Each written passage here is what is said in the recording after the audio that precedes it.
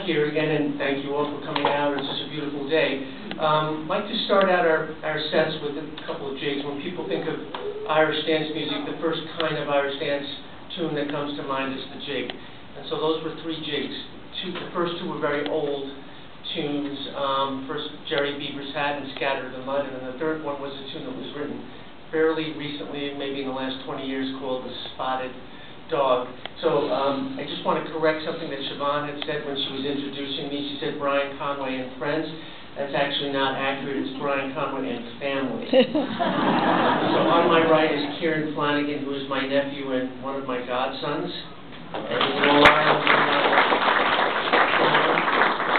On my immediate left is my son-in-law, Brendan Fogarty.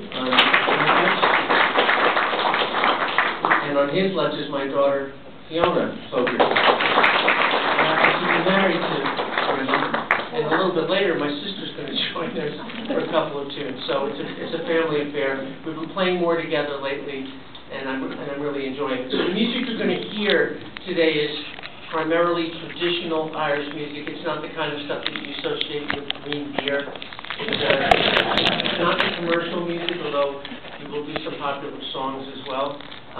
But it's hardcore traditional Irish music, what is referred to as the dance music of Ireland. It has also become the listening music. It's evolved over centuries to become parlor music, music that you can play in concerts. It's not necessarily wedded to the idea of having dancers there all the time.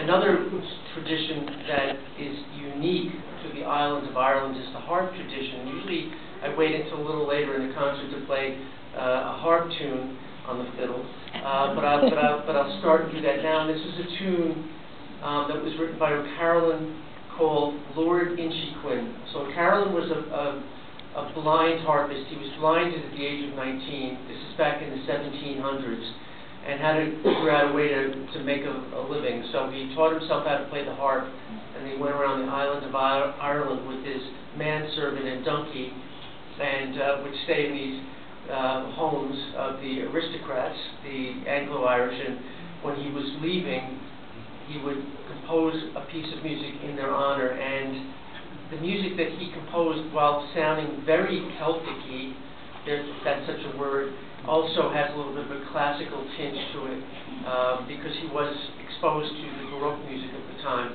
So this is, again, Lord Inchiquin, and I'll follow it with a tune called Lord MacDonald's, and I'll follow that with another tune called Lord Gordon's, and I only put these three together because they all start with the name Lord. So I call it the Lord set, but they go well together. The second and third tunes are reels, dance tunes as well, old, very old